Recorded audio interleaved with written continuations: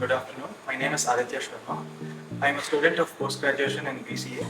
So I've completed my two programs in BCA. One of them is the Diploma in Food Production and Management, and the second one is the postgraduate Diploma in Culinary Management.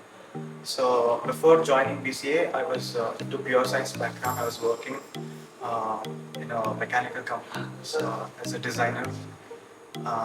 So I heard about BCA through one of my friends, and I had to consult them on how their programs were there. I was very interested in food beforehand also, and before joining BCA, I had plans of getting into an actual hotel management course.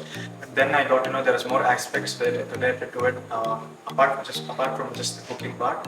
So I came here and learned all the techniques and the cooking principles and all the recipes and everything for the 6 months.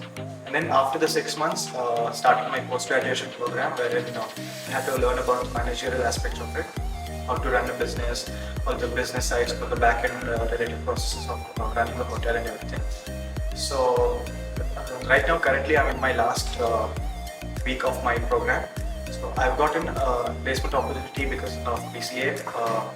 I'm able to get through a placement in France currently. So I got this offer like in December, 4 months ago, and I'll be doing an internship for 6 months.